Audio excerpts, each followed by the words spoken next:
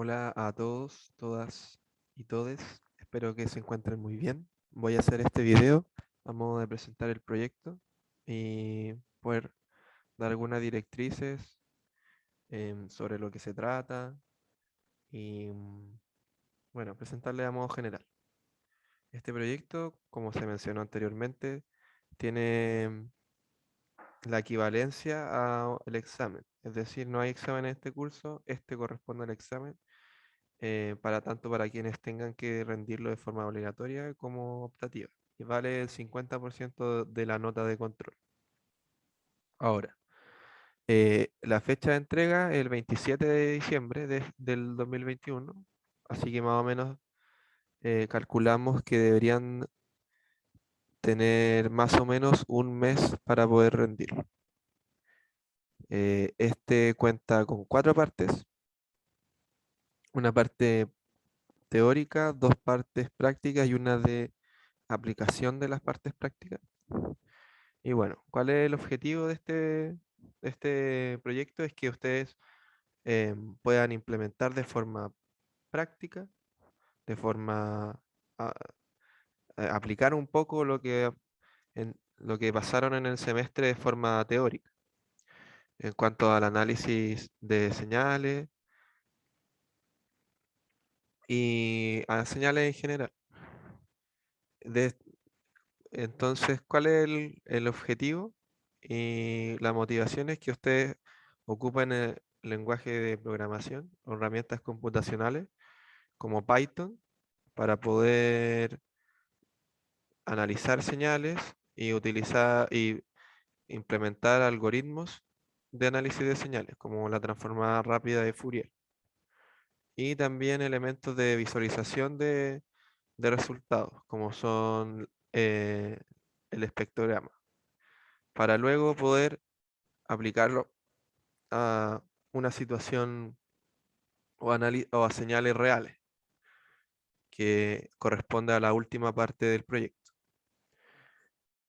Bueno, ¿cuáles son el formato de entrega? La primera parte corresponde a la parte teórica, la cual es de desarrollo. Esta puede ser entregada ya sea en látex o puede ser entregada escrita a mano. Debe contener explicaciones en el desarrollo para poder entender de que ustedes realizaron y entendieron la metodología para llegar a sus resultados. Además que nos facilita la revisión para poder entender lo que ustedes quisieron hacer. También para las partes prácticas y de aplicación se les entregará un fichero IPNB, es como el formato de Jupyter Notebook o de Google Colab, como vimos en, en las auxiliares. Dentro de este deberán desarrollar las partes 2 y 3 y la parte 4. ¿Ya? También se les entrega a ustedes un archivo de audio .wav em, para que ustedes hagan la parte final del proyecto y que además uno de esos audios ustedes deben entregarlo también como resultado. Bueno, se explicará más adelante por qué, pero esas son todas las cosas que ustedes deben entregar. También como una indicación importante es que ustedes deben em, entregar sí o sí su parte práctica, o sea, en el Jupyter o en el Colab, documentado y también explicado lo que quisieron hacer a la hora de programar, porque así nos facilita saber de que ustedes entendieron y qué es lo que estaban haciendo, cuáles son los procedimientos que hicieron y lo que ustedes pensaron, ya que hay muchas formas de poder implementar un algoritmo. Bueno, en la parte final de este enunciado se va a describir la distribución de puntajes.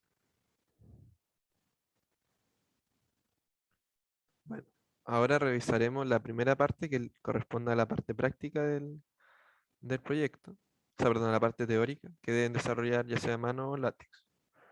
Em, ¿Cuál es el objetivo de esta parte? Es que ustedes de forma teórica em, vayan entendiendo el proceso, cómo se arma el algoritmo de la transformada rápida de Fourier. ¿Ya? En, en primer lugar, en la parte A, se les presenta el, el concepto de la transformada directa de Fourier. Esta, eh, esta transformada se le aplica una señal de soporte finito. Esto es de soporte finito dado de 0 hasta n, o sea, de los dígitos de 0 hasta n, menos 1. Es importante notar qué significa que sea de soporte finito. Esto les va a ayudar a la hora de desarrollar esta parte. Em, Ahora, la transformada directa de Fourier corresponde a la transformada de Fourier que solamente toma los valores de frecuencia de 2πk dividido en n. O sea, con k perteneciente a cada valor del soporte finito de la señal. ¿Ya? Y en base a esto se pide que se verifique la siguiente expresión, ¿ya? La cual debería ser relativamente rápido de resolver, considerando lo que anteriormente les dije sobre el soporte finito y aplicando la descripción que se les da acá con respecto a la transformada de Fourier y aplicar simplemente la definición de la transformada de Fourier a tiempo discreto.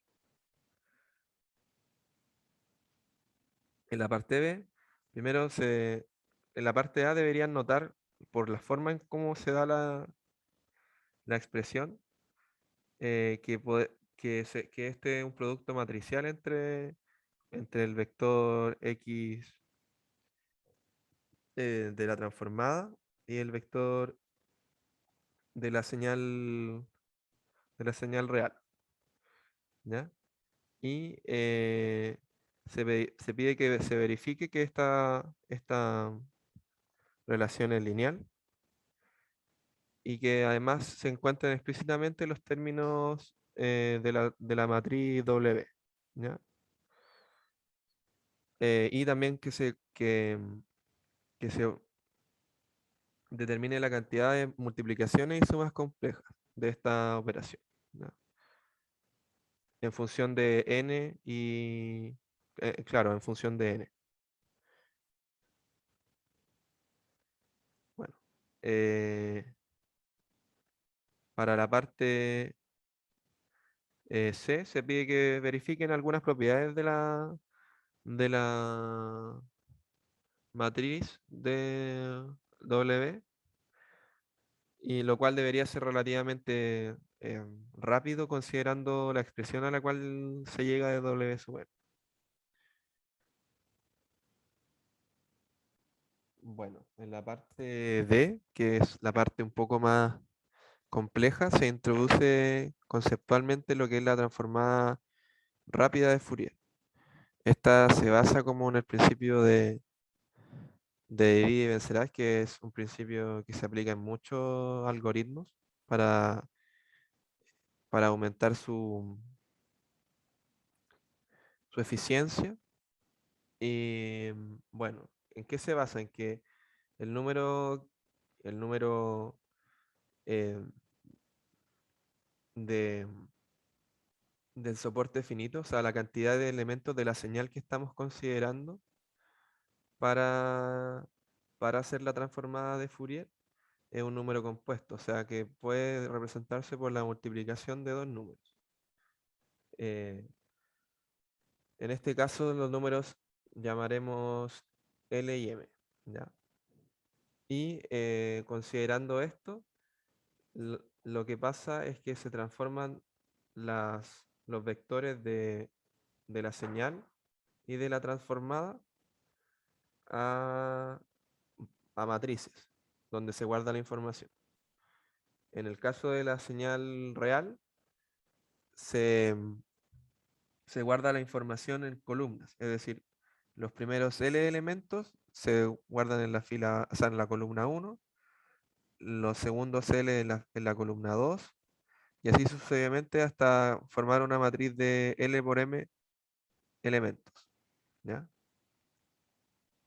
De esta forma se obtiene una correspondencia entre los elementos de la matriz L, M con la señal real que se denota de acá, que en el fondo eh, existe como un paso que es de tamaño L entre los elementos de la matriz y los elementos de la señal en sí, eh, de los elementos de la señal en sí, como la señal real, ¿ya? Y esto se puede representar, todos los elementos de la señal real se pueden, eh, y de la matriz se pueden representar con esta forma equivalente. De manera análoga también para la señal, o sea, perdón, para la transformada de la señal, se, se guarda la información, pero en vez de guardarla en filas, se guardará en columnas. Entonces, los primeros m elementos se guardarán en la fila 1, los segundos m elementos en la fila 2 y así sucesivamente también para formar una matriz de L por M. O sea, en el fondo de, claro, L por M valores. ¿Ya? Em, y de manera equivalente a cómo se definió la correspondencia entre los elementos de la matriz y los elementos de la transformada, del vector de la transformada, es que en este caso se define por un paso de tamaño m eh, entre los elementos. ¿Ya? Esto puede parecer un poco extraño, pero si le dan una vuelta, creo que podrían entenderlo. Em, bueno, y se verifique que se pide la siguiente entidad, ¿ya? Que se ve bastante fea, pero voy a darle algunas directrices de cómo eh, podrían verlo de una forma más amena o proceder para llegar de forma más rápida. En primer lugar, esta expresión va a ser una modificación de la expresión que tenemos para la transformada directa. ¿Ya? Tenemos esta expresión para la transformada directa. Si ven, este es un producto matricial, ¿ya? Entonces estamos sumando sobre n elementos y está corriendo para encontrar el elemento k, está corriendo sobre n, ¿cierto? Pero n ya no va a ser, o sea, n son los valores que va a tomar la señal, ¿cierto? La señal real. Sin embargo, ahora esa señal real no se representa por n valores, sino que se va a representar o sea, por un vector de n valores, sino por una matriz de L y m valores, ¿cierto? Entonces, lo primero que hay que notar es que al cambiar eso, ya no estamos sumando de forma, sí o sí debería aparecer una suma doble, porque debemos primero sumar sumar primero por los L valores de cada fila, luego por los L valores de la segunda fila. Entonces va a ser una suma que debe pasar primero por M valores y luego por eh, sumar sobre L. También eh, puede llegar a ser útil saber que las correspondencias de la señal, o sea, de los elementos de la matriz con los elementos de la, del vector de la señal real y de la transformada, ya que se puede llegar a reemplazar algunos valores en la expresión de la transformada directa, ¿ya? Y por último, notar que por la expresión de W sub n, cumple las propiedades de periodicidad y también de simetría, que es que encontraron en la parte anterior. Y con eso más o menos podrían llegar a desarrollar algebraicamente la expresión. Lo que les recomiendo es trabajar justamente de forma algebraica y eh, no representarlo en forma de matriz, porque puede enredarse y es más simple verlo desde ese punto de vista, aplicando las propiedades, reemplazando las expresiones equivalentes entre matriz y vector y fijándose en justamente lo que les conté anteriormente, que esa suma sobre n debe sumar ahora sobre dos sumas eh, desde 0 hasta m y desde 0 hasta l.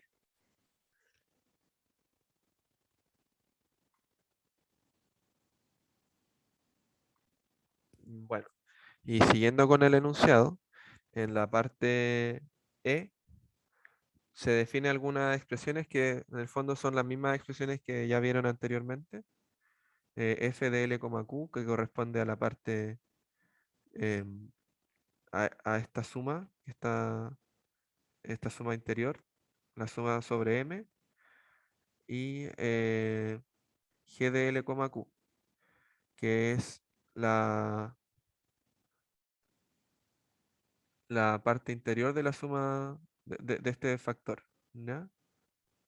Y bueno, simplemente se vuelve a definir x de p, q, o sea, la transformación.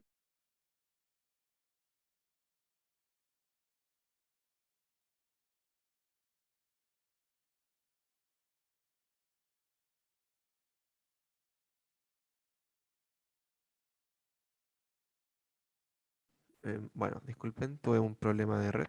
Ahora vuelvo con la grabación. Em, bueno, se vuelve a redefinir en función de estas nuevas definiciones. Bueno, estas se definen netamente para poder como parcializar el cálculo de cuántas operaciones se deben realizar.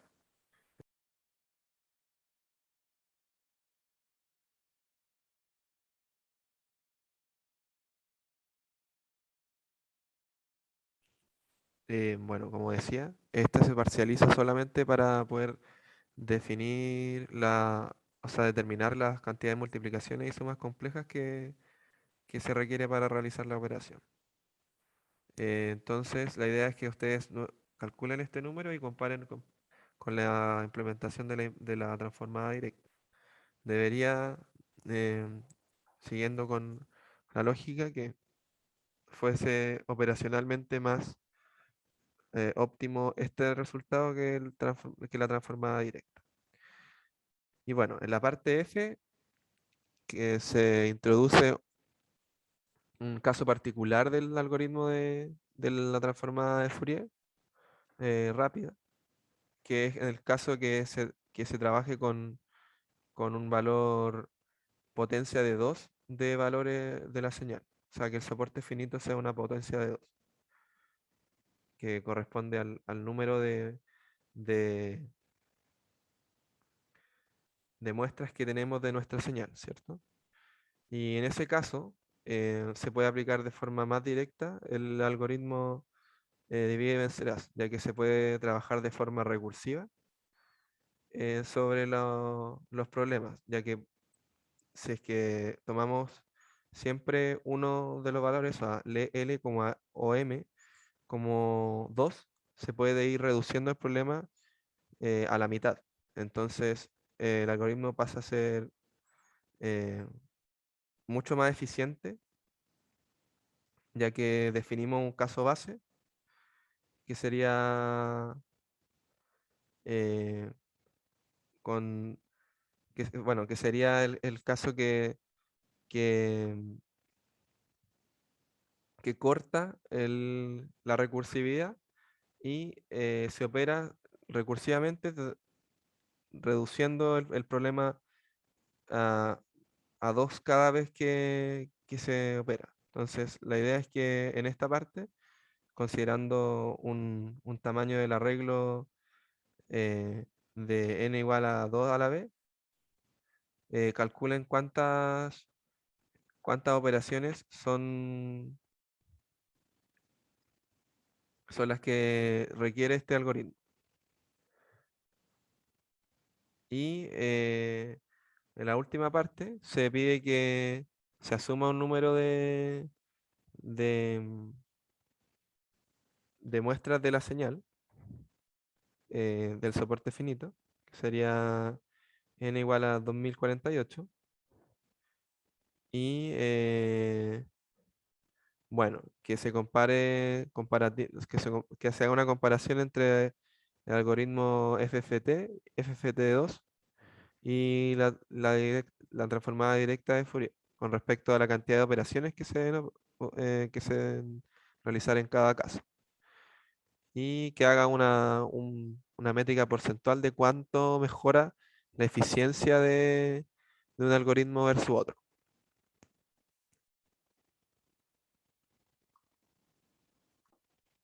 Bueno, en la primera parte práctica, la idea es que ustedes implementen las cosas que resolvieron de forma teórica en la parte anterior. Esto se debe hacer sin ocupar la teoría de NumPy para transformada de Fourier, o sea, rápida de Fourier, ni la, en verdad, tratar de no utilizar ninguna función eh, intrínseca de NumPy, pero usar los arreglos de NumPy. ¿Ya? Ahora, mi recomendación es que al momento de implementar las funciones, ustedes eh, vayan creando una señal, operando o sea, ejecutando sus implementaciones con esa señal, la cual puede ser incluso la señal sintética que nosotros le proporcionamos, y em, que le vayan comparando su resultado con el algoritmo de NumPy, de transformada de NumPy, para que vayan viendo que su resultado está correcto. ¿Ya? Eh, bueno, primero en la parte A se pide que definan la, eh, la función w sub n, w de n, que dado un entero n, que es el número de arreglos, retorne el valor de w sub n que encontraron anteriormente. ¿Ya? Eh, Luego que implementen la función de la transformada directa sobre una señal X, luego la función de la transformada de Fourier, que, bueno, primero deben asegurar de que se cumple que L y M, que son los números que componen a N, que es el largo de la señal, cumpla efectivamente esto. ¿Ya? Y bueno, aquí igual pueden utilizar algunas expresiones que anteriormente realizaron. El punto 5 que correspondía a un poco a operar por parte la expresión de la transformada rápida de Fourier, que era un poco larga, para poder tener un desarrollo con orden y sea más fácil proceder. ¿Ya? Y luego que se implemente la transformada en base 2 de Fourier, y que reciba una señal que tenga un, un largo de muestras que sea potencia de 2. Y finalmente, bueno, en este caso, en la parte D, deben recordar el objetivo de la transformada de base 2, que es aplicar la recursividad del algoritmo. ¿Ya? Y finalmente, que implemente una señal compuesta por dos señales sinusoidales de 50 y 300 Hz, de amplitud 3 y 1, y, respectivamente, y un periodo de muestreo de 0,01 segundos, 0,001 segundos en 5 segundos. Además, se le debe añadir una señal de ruido de distribución uniforme, que este corresponde a eh, equivalente a añadirle un ruido de la forma, o sea, utilizando la librería de NumPy, numpy.random.random, y deben utilizar el largo o sea, el tamaño de ese arreglo debe ser el mismo tamaño de las señales, o sea, del arreglo de señales que se define, ¿cierto?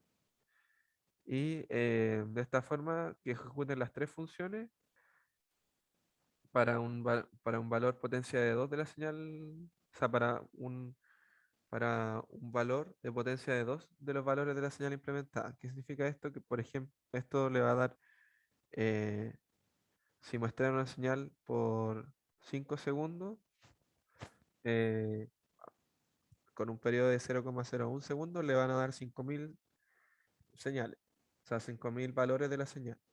Ustedes deben tomar un rango de esos valores, tal que sea potencia de 2. Aquí también deben tratar de que esos valores les permitan ver de forma clara, más o menos, dónde están la, eh, dónde está la energía de la transformada de Fourier, dónde está concentrada. Y pues sabemos que la transformada de Fourier de una señal sinusoidal es un delta, ¿cierto? Y bueno, después de ejecutar todas sus implementaciones, eh, lo grafiquen y obtengan el tiempo de ejecución de cada función. Esto se puede realizar importando la librería time o también con asterisco time. Los dos son equivalentes. Y comentes los resultados del tiempo y de los resultados de los gráficos, en función de lo que encontraron en la parte anterior de la cantidad de operaciones que se pide, que se necesita cada, pa- cada- para cada implementación. Bueno, en la segunda parte teórica, primeramente, o sea, práctica, primeramente se hace un marco teórico de cómo se construye un espectrograma, qué es un espectrograma, cuáles son su- sus componentes. Recordamos que en el eje X tiene el tiempo de ejecución, en el eje Y corresponde a la frecuencia, y eh, con esto se define dónde está, o sea, en qué tiempo está operando una señal a tal frecuencia, y en la parte derecha se define la energía de la señal, en el sentido de cuántos decibeles tiene esa señal en ese tiempo. Ahora, eh, aquí se presenta el marco teórico y ustedes deben revisarlo, aunque igual de todas maneras vamos a hacer una breve introducción en un auxiliar, por lo que no voy a indagar, o sea, no voy a profundizar mucho en esto ahora, eh, sino que solamente mostrar qué es lo que deben hacer. Eh, bueno, en esta parte ustedes deben utilizar la transformada de Fourier de base 2 que programaron en la parte anterior. Y bueno, en caso de no poder cumplir esta parte, para que no haya descuento y no queden eh, pegados en la parte anterior, pueden utilizar la implementación de NumPy, para esta parte. Y bueno, la, la primera parte deben definir la función espectrograma complejo que recibe una señal y el número de ventana, o sea, el tamaño de ventana de muestra de la señal, o sea, el número de señal de elementos de la señal a la cual se le aplica una transformada. Y devolver entonces la parte compleja del espectrograma. Asimismo,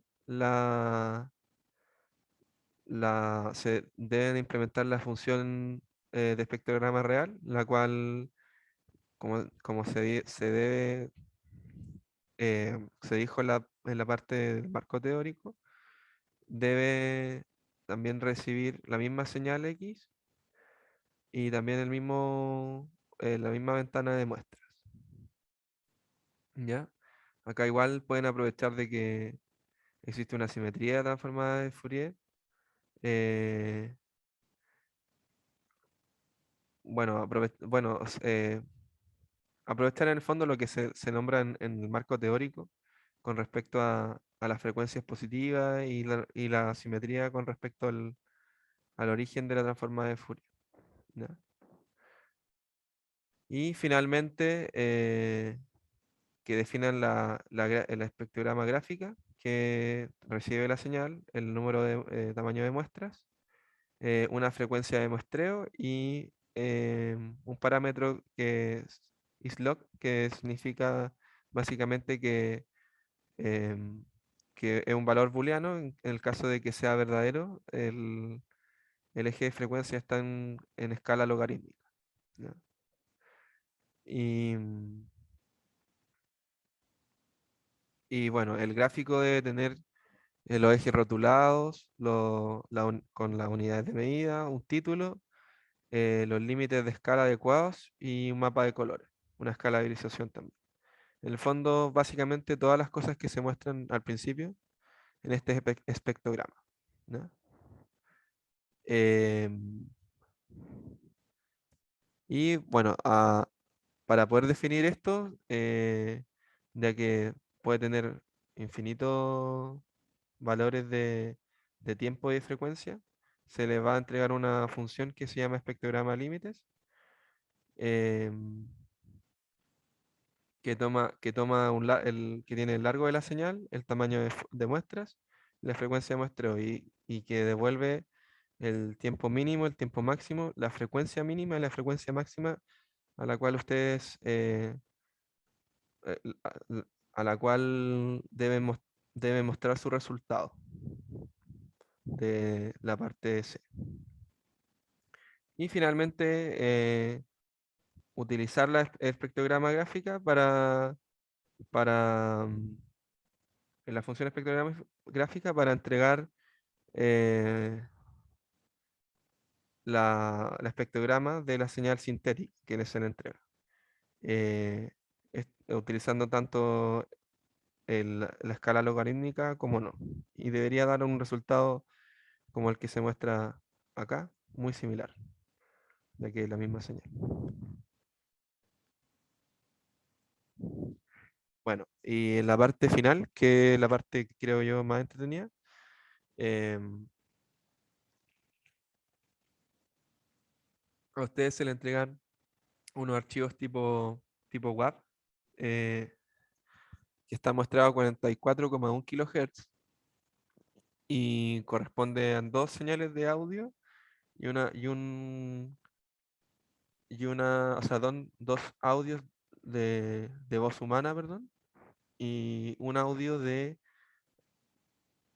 un piano, ¿ya? ¿Cuál es la gracia de todo esto? Es que ustedes hagan procesamiento de estas señales y también las utilicen el espectrograma para poder eh, analizar esas señales, ¿ya? Bueno, en la primera parte se pide que grafique la melodía de piano para 5 valores de tamaño de muestra distintos y comente esta diferencia entre los resultados obtenidos y la parte teórica, ¿ya?